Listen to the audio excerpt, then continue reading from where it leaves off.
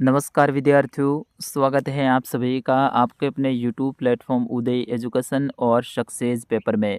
विद्यार्थियों, आज के इस वीडियो में लेके आया हूँ अर्धवार्षिक परीक्षा की दृष्टि से इम्पोर्टेंट कक्षा 8वीं का विज्ञान विषय का पेपर, जो कि आपके आने वाले अर्धवार्षिक परीक्षा की दृष्टि से वेरी मोस्ट इम्पोर्टेंट रहने वाला है और आप सभी विद्यार्थियों के लिए वरदान साबित होने वाला है। तो विद्यार्थियों, इस वीडियो को अंत तक देखिएगा। इसे अभी तक आपने लाइक नहीं किया है तो लाइक कर दीजिएगा, साथ ही चैनल को भी सब्सक्राइब जरूर कर दीजिएगा। विद्यार्थियों, यहाँ पर जो भी प्रश्न बताए जाएंगे ये सारे के सारे प्रश्न आपके एग्ज़ाम में पूछे जाने वाले प्रश्न हैं और एग्ज़ाम की दृष्टि से 101% इम्पोर्टेंट रहने वाले हैं। पूरा पूरा पेपर में आपको उत्तर सहित फुल सॉल्यूशन के साथ में बताने वाला हूँ। और हाँ, कमेंट करके आप बताइए आपकी परीक्षा कब होने वाली है, वो कमेंट करके आपको ज़रूर बताना है। कई सारे विद्यार्थियों की हो भी चुकी हैं तो कई सारे विद्यार्थियों के अभी बाकी हैं। चलिए, पहला प्रश्न है, पेट्रोल जैसे ज्वलनशील पदार्थों में लगी आग बुझाने में उपयोगी है। तो इसमें CO2 कार्बन डाइऑक्साइड, ऑप्शन ब इसका सही आंसर। फिर उसके बाद में दूसरा प्रश्न है, भारतीय विशाल गिलहरी का नाम है। तो भारतीय विशाल गिलहरी का नाम है वो बिशन है, ऑप्शन नंबर अ इसका सही आंसर। फिर उसके बाद में तीसरा प्रश्न है, आंतरिक निषेचन होता है। तो आंतरिक निषेचन है मादा के शरीर में होता है, ऑप्शन अ इसका सही आंसर। फिर उसके बाद में चौथा प्रश्न वेरी मोस्ट इम्पोर्टेंट, सबसे बड़ा अंडा जिस जीव का होता है वह है मेंढक, मानव, मुर्गी, चतुर्मुर्ग। तो विद्यार्थियों, सबसे बड़ा जो अंडा होता है वो चतुर्मुर्ग का होता है, ऑप्शन द इसका सही आंसर। फिर उसके बाद में अगला प्रश्न है, निम्न में से अंतःस्रावी ग्रंथि हैं थायराइड, अग्नाशय, एड्रिनल, उपयुक्त सभी। तो विद्यार्थियों, इसका सही आंसर होगा ऑप्शन द उपयुक्त सभी। फिर उसके बाद में अगला प्रश्न, स्नेहक द्वारा घर्षण का मान बढ़ जाता है, कम हो जाता है, अप्रभावित रहता है या फिर उक्त में से कोई नहीं। तो स्नेहक द्वारा घर्षण का मान कम हो जाता है, ऑप्शन ब इसका सही आंसर। सातवां प्रश्न है, आवर्ती को किस से मापा जाता है। आवर्ती को किससे मापा जाता है, सेकेंड, हर्ज, आयाम, दोलन। तो हर्ज से मापा जाता है, ऑप्शन ब इसका सही आंसर। फिर इसके बाद में अगला प्रश्न है, विद्युत का सुचालक है। सुचालक का मतलब है जिसके अंदर से विद्युत को वो जाने देता है। लकड़ी बिल्कुल नहीं है, प्लास्टिक ये भी नहीं है, लेकिन लोहा है वो विद्युत का सुचालक है। लोहे के एक सिरे पे करंट लगता है तो दूसरे सिरे तक जाता है, इसलिए ऑप्शन स इसका सही आंसर होगा, लोहा। फिर उसके बाद में नवा प्रश्न, मिट्टी में पोषक स्तर को बनाए रखने के लिए मिलाया जाता है बीज, खाद, कीटनाशी या जल। तो मिट्टी के अंदर पोषक स्तर का मतलब है ताकत को बढ़ाने के लिए, तो वो क्या डालते हैं अपन, खाद डालते हैं। तो ऑप्शन ब इसका सही आंसर रहेगा, खाद। अगला प्रश्न है, खरपतवार हटाने को कहते हैं कटाई, निराई, बुआई, थ्रेसिंग। तो खरपतवार हटाने को निराई कहते हैं, फसलों को काटते हैं उसे कटाई, फसलों की बुआई करते हैं वो बुआई, और फसलों से फसलों को जो लेते हैं यानी उनके दानों को अलग करते हैं तो वो थ्रेसिंग कहलाता है। फिर उसके बाद में अगला प्रश्न है, प्रश्न संख्या 11, रिक्त स्थान की पूर्ति कीजिए। एक स्थान पर एक ही प्रकार की बड़ी मात्रा में उगाए गए पौधों को फसल कहते हैं, तो इसमें आपको फसल लिखना है। दूसरा है, हैजा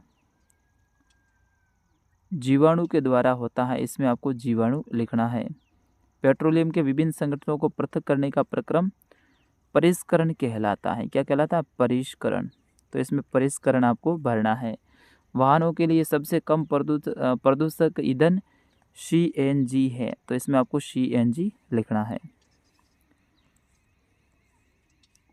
पांचवा है, लकड़ी और कोयला जलने से वायु का प्रदूषण होता है, इसमें प्रदूषण लिखना है। प्रवासी पक्षी सुदूर क्षेत्रों से जलवायु परिवर्तन के कारण पलायन करते हैं। इस तरह से आपको इसमें मिलान करना है। फिर उसके बाद में अगला है, टेडपोल। यहाँ पे देखिए, बाह्य निषेचन मनुष्य के द्वारा होता है। हाँ ठीक है, इसमें जरायुज और अंडाणु इन सभी को आपको एक दूसरे से मिलान करना है। फिर उसके बाद में 13वें प्रश्न की ओर बढ़ते हैं। 13वां प्रश्न है, सत्य और असत्य की पहचान करनी है। शीत ऋतु में उगाई जाने वाली फसलें खरीफ की फसलें होती हैं असत्य। क्योंकि ये रबी की फसलें होती है। दूसरा है हमारे वायुमंडल में 21% ऑक्सीजन गैस है, तो ये सत्य है। हमारे वायुमंडल में 21% ऑक्सीजन और 78% क्या है, नाइट्रोजन है, ये भी आपको ध्यान रखना है। फिर उसके बाद मिट्टी का तेल एक जीवाश्म ईंधन नहीं है, ये गलत है, क्योंकि वो जीवाश्म ईंधन है, इसलिए ये असत्य हो जाएगा। दहन के प्रक्रम में ऊष्मा तथा प्रकाश उत्पन्न होते हैं, बिल्कुल सत्य बात है, ऊष्मा भी आती है, प्रकाश भी होता है। अमीबा मुकुलन द्वारा जनन करता है, ये भी सत्य है। फिर उसके बाद में प्रश्न संख्या 14 से 18 तक प्रत्येक प्रश्न 1 अंक का रहेगा। CNG का पूरा नाम, तो संपीड़ित प्राकृतिक गैस। दहन किसे कहते हैं, वह रासायनिक प्रक्रम जिसमें पदार्थ ऑक्सीजन के साथ अभिक्रिया कर ऊष्मा देता है, दहन कहलाता है। यानी बहुत ही इजी सा प्रश्न है। वह रासायनिक प्रक्रम जिसमें पदार्थ ऑक्सीजन के साथ क्या करता है, अभिक्रिया करता है और ऊष्मा देता है, यानी गर्मी देता है, तो वो दहन कहलाता है। अगला है कायांतरण किसे कहते हैं, उदाहरण दीजिए। तो कायांतरण लार्वा के कुछ विशेष परिवर्तनों द्वारा वयस्क जंतु में बदलने की प्रक्रिया कायांतरण कहलाती है। फिर उसके बाद पुरुष हार्मोन का नाम लिखना आपको।